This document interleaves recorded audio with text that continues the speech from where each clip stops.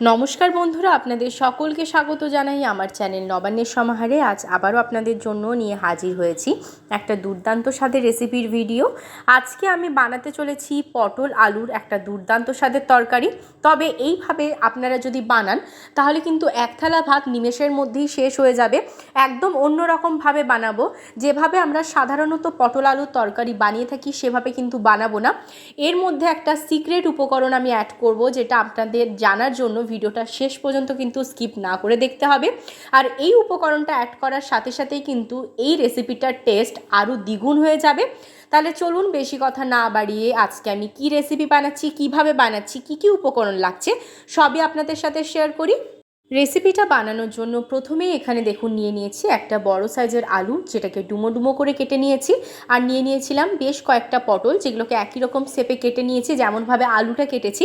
এবার অপর দিকে গ্যাস জ্বালিয়ে কড়াই বসিয়ে দিলাম। তার মধ্যে এবার আমি দিয়ে দিচ্ছি পরিমাণ মতো সর্ষের তেল। সম্পূর্ণ রেসিপিটা সর্ষের তেলেই করছি, তবে আপনারা চাইলে সাদা তেলেও করতে পারেন, তবে সর্ষের তেলে করলে তার একটু টেস্ট বেশি হয়। এবার এর মধ্যে অল্প একটু নুন দিয়ে আমি যে আলুটা কেটে রেখেছিলাম আগে থেকে সেটা দিয়ে দেব। আলুটা দিয়ে দেওয়ার পর প্রথমে কিন্তু আলুটাকে ভেজে নিচ্ছি, তারপর এখানে আমি পটলটা দেব।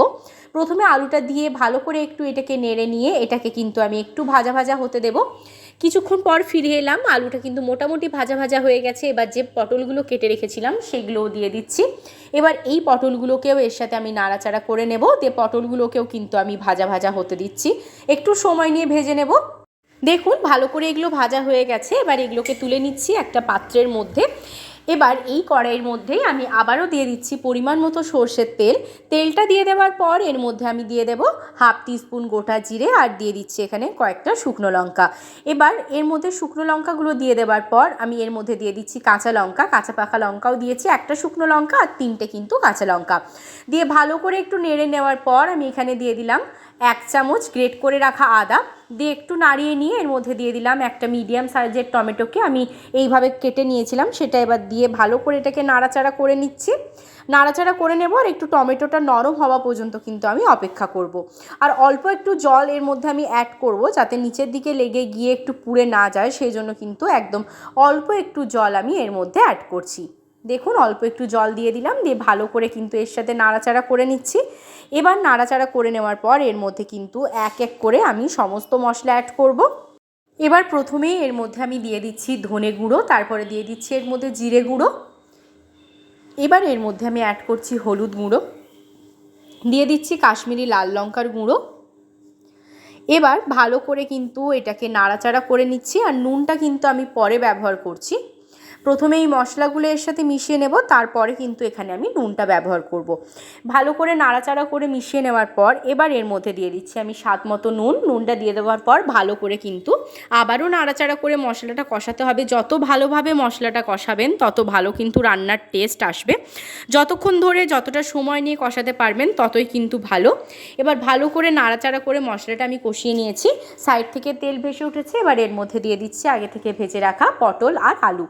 আলু পটল দিয়ে দেওয়ার পর ভালো করে এর সাথে আমি নাড়াচাড়া করে নিচ্ছি। নাড়াচাড়া করে এটাকে আমি মিশিয়ে নিচ্ছি। এবার এর মধ্যে আমি ব্যবহার করছি 1 বাটি জল। জলটা দিয়ে দেওয়ার পর সমস্ত উপকরণগুলো আমি একটু নাড়াচাড়া করে নিচ্ছি, জলের সাথে মিশিয়ে নেব। মিশিয়ে নেবার পর কিন্তু এটাকে ঢাকা দিয়ে দিচ্ছি। ঢাকা দিয়ে 5 থেকে 7 মিনিটের জন্য লো টু মিডিয়াম ফ্লেমে হতে দিচ্ছি। যতক্ষণ এটা এদিকে হচ্ছে অপর দিকে একদম অল্প একটু দেখুন নিয়ে নিয়েছি ছোলার ডাল। এই ছোলার ডালটাকে আমি বেটে নেব শিলনোড়াতে। এবার অপর দিকে ফিরে এলাম, এদিকে 7 মিনিট পর ঢাকাটা সরিয়ে দিলাম। খুব ভালো করে একবার নাড়াচাড়া করে নেব। পটল আলু কিন্তু খুব ভালোভাবে সেদ্ধ হয়ে গেছে। আমি আপনাদের একটু দেখিয়ে দিচ্ছি, দেখুন কত ভালোভাবে সেদ্ধ হয়েছে। যে সিক্রেট উপকরণটা আমি এই রেসিপির মধ্যে দেব বলেছিলাম সেটা কিন্তু অলরেডি আপনাদের সাথে শেয়ার করলাম। এবার এইখানেই কিন্তু আমি যে পেস্টটা তৈরি করেছি দেখুন এরকমভাবে, এটা কিন্তু পুরোপুরি একদম মিহি পেস্ট তৈরি করিনি, শিলনোড়াতে যখন বেটেছি একটু দানা দানা রেখেছি।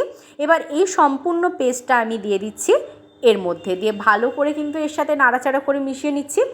এইভাবে একবার পটল আলু রান্না করে দেখবেন, খেতে এতটা সুস্বাদু হয় যে আপনারা ভাবতেও পারবেন না।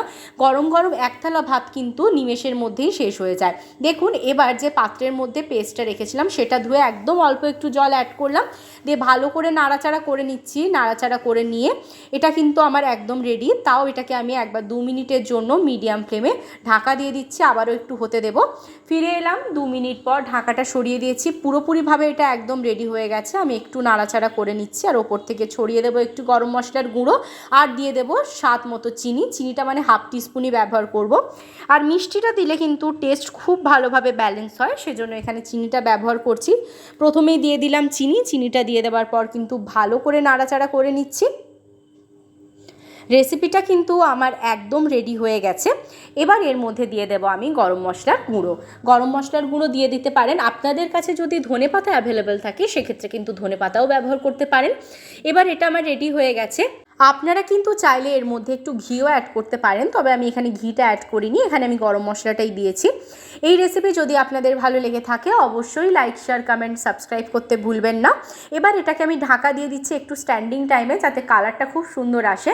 রেসিপিটা ভালো লাগলে বাড়িতে একবার বানিয়ে আমাকে কমেন্ট বক্সে আপনাদের মতামত জানাতে ভুলবেন না। ফেসবুক পেজ থেকে দেখলে ফেসবুকে নবান্নের সমাহার পেজটাকে ফলো করতে ভুলবেন না। অবশ্যই একবার ট্রাই করবেন। ভালো থাকবেন, সুস্থ থাকবেন। আবার দেখা হচ্ছে নতুন রেসিপির সাথে।